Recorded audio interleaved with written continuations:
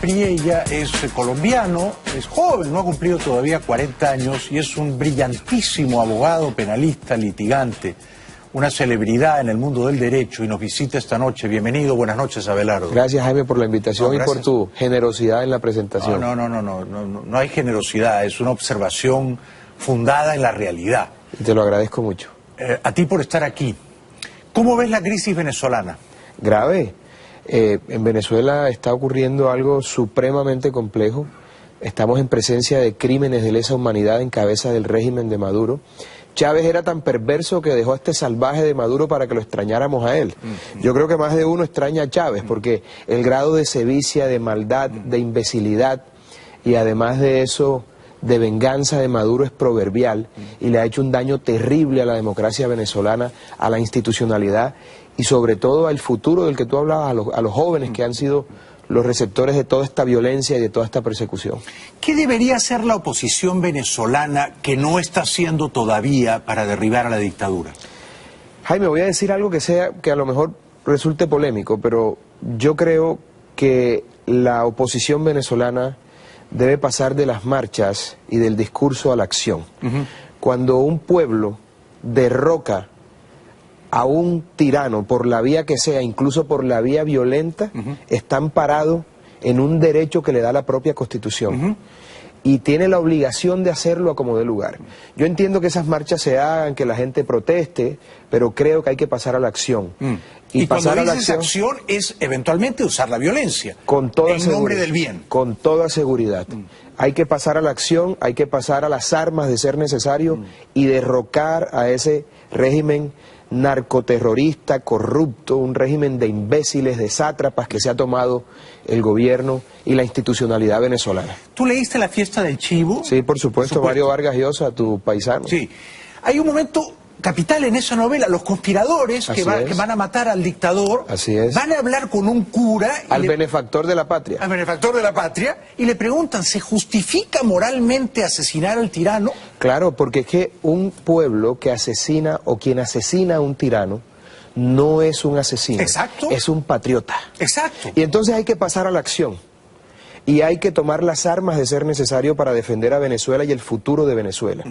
Y es mi llamado al pueblo venezolano, que entre otras cosas el verdadero pueblo hermano en Colombia de Venezuela somos nosotros, los costeños venezolanos, los costeños colombianos. Correcto. Porque nuestra cultura popular está fundamentada en la cultura popular venezolana. Tenemos las hallacas igual, tenemos las arepas igual, veíamos Radio Rochela cuando todavía había televisión independiente. Sí, ¿cuán lejos está Montería de Maracaibo? Bueno, digamos que está más cerca del norte de la costa, pero toda esa cultura costeña tiene como base cultural también la cultura venezolana. Somos el verdadero pueblo hermano de Venezuela y a mí en lo personal, y sé que a muchos de mis compatriotas del Caribe colombiano nos duele profundamente la situación de Venezuela. Yo recuerdo cuando era pequeño que desde casa de mi abuelo mandaban carros a Venezuela a comprar provisiones, incluso de comida que no se conseguía en Colombia. Hoy el ejercicio es al revés, la gente cruza la frontera muriéndose de hambre. Y a mí me duele mucho la situación de Venezuela, tengo amigos entrañables en Venezuela, quiero mucho al pueblo venezolano y recuerdo las buenas épocas de Venezuela y veo lo que está pasando ahora, este salvaje de Maduro en el poder, rodeado de esa caterva de imbéciles, un narcotraficante como el señor Diosdado Cabello dictando cátedra de moral, es realmente lamentable lo que pasa con Venezuela. Me ha gustado mucho lo que has dicho, hay que pasar a la acción, ¿no? Sí, basta de discursos, de palabras huecas, la acción. Jaime, no se puede combatir el tiro de perdigones con toques de violines o con piedras.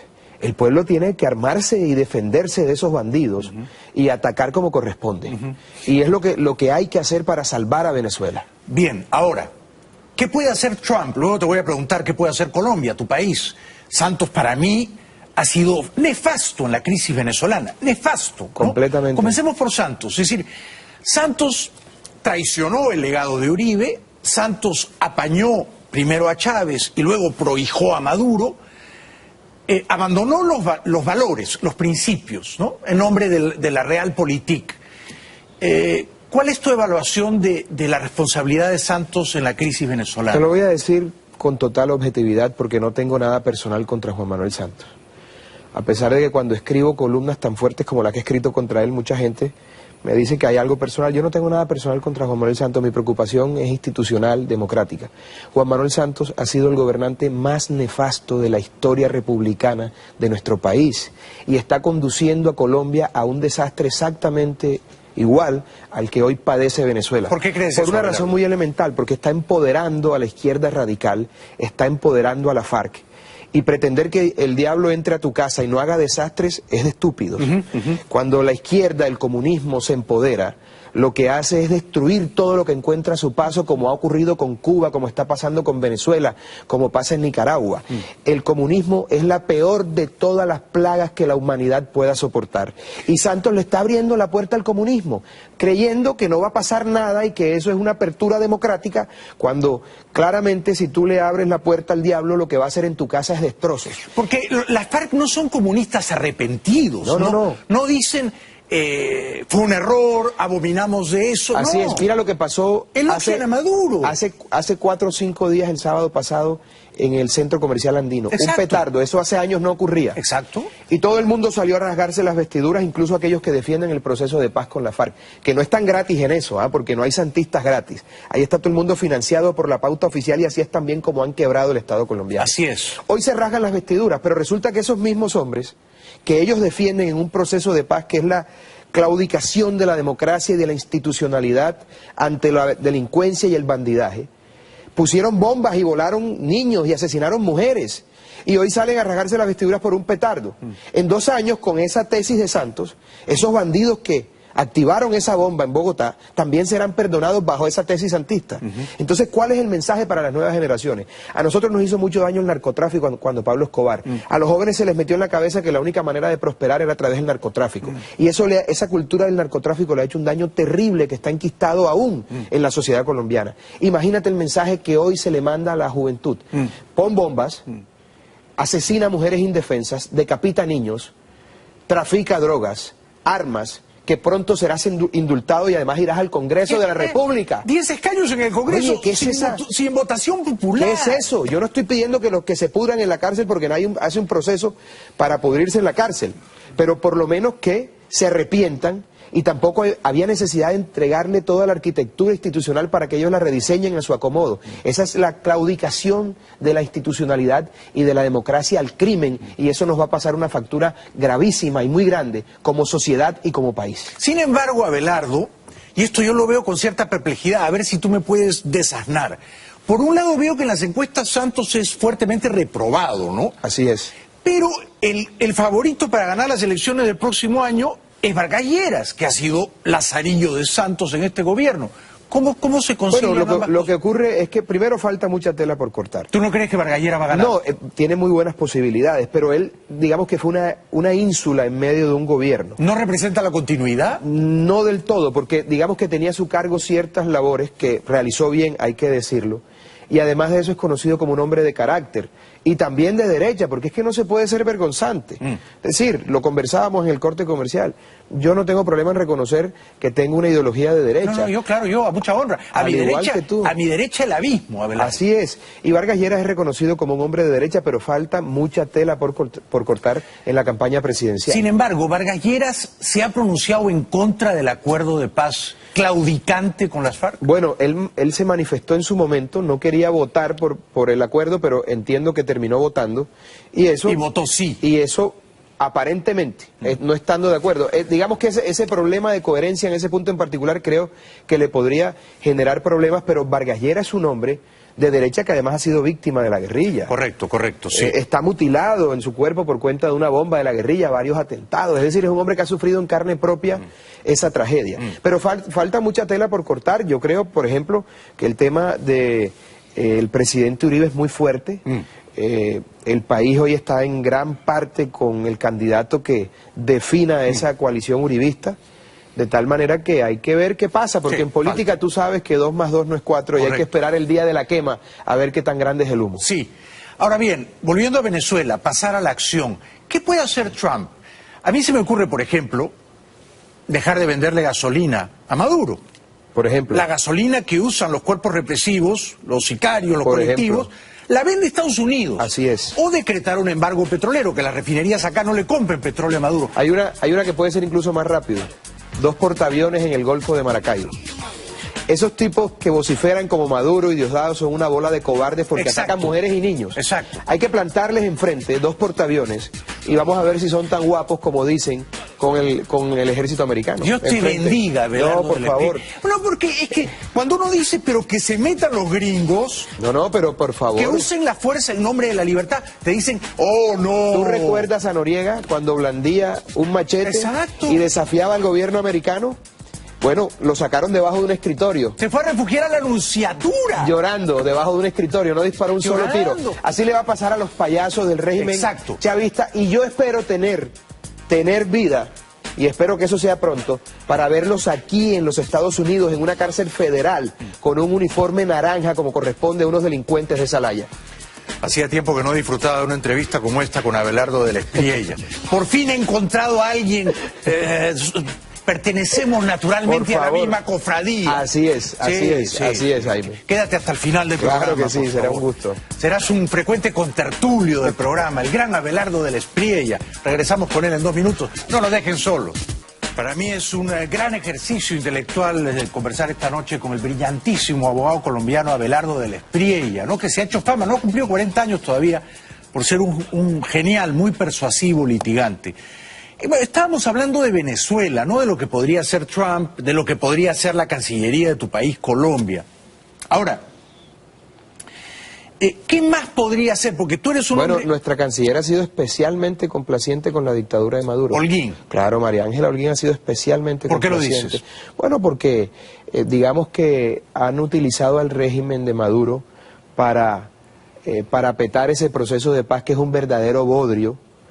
Y por supuesto han cedido a todo lo que les ha pedido Maduro hasta hace poco, cuando vieron que el régimen está en los peores momentos y en los estertores de la caída. Sí. Lo abandonaron, como todas las cosas de Santos. Sí. Pero la canciller ha sido especialmente complaciente con Venezuela y eso la historia un día tendrá que cobrárselo. Al igual que a Santos, al igual que a Santos. Porque el daño para Venezuela es muy grande, Jaime.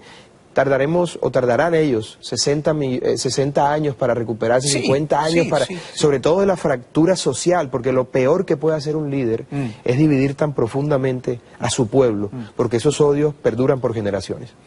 En este libro, que he leído muy en diagonal, después lo voy a leer con calma, ¿no? Abelardo del Espriella, La pasión del defensor, es un libro que se hace sobre ti, sobre tu personalidad descollante. Cuando te preguntan por Chávez, dices 4 cosas demoledoras. Pero con Lula eres benigno, lo salvas.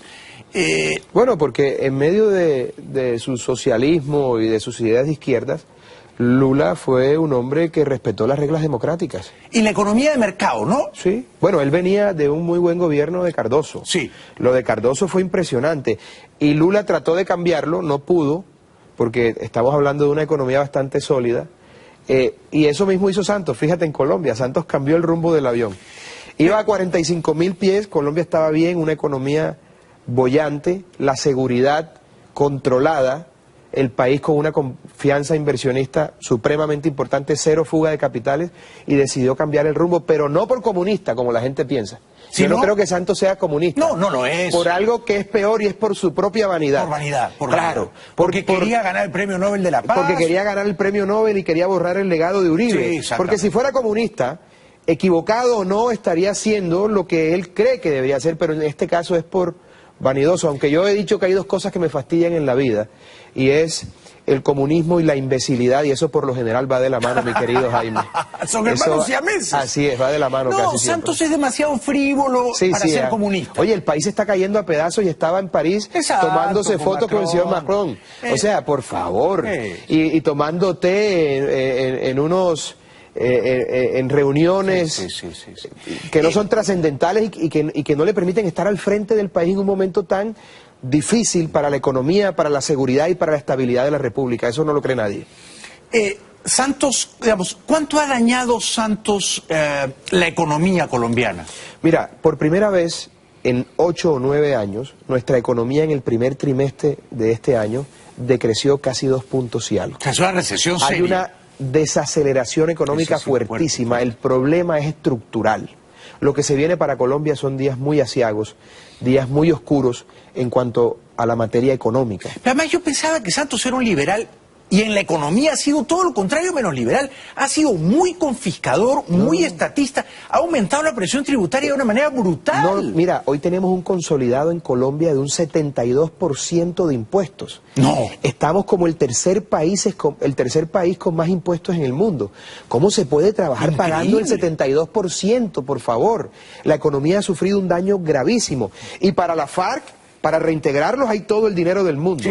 Para los maestros y para la clase trabajadora no hay un peso. Eso tampoco lo entiende nadie. Y la FARC, por su parte, han dicho que después de 50 años de estar delinquiendo, asesinando, extorsionando, traficando, no tienen un solo peso para reparar. ¿Dónde están los dineros mal habidos de la FARC? Preguntémosles a los amigos de los Países Bajos de la FARC y las caletas que tienen. Hoy, por ejemplo, en Colombia fue capturado un miliciano de la FARC con $10.000, son 30 millones de pesos colombianos. ¿De dónde crees que sale esa plata? Del Banco de la República. La tienen escondidas en las selvas de Colombia. Y el gobierno pretende legalizar esos dineros con ese proceso de paz espurio. Eso es un escándalo. No, es que es la operación de lavado de activos más grande que se ha dado en el mundo. Exactamente, el Tratado de Paz es una operación de lavado de activos. Y te voy a confesar una infidencia.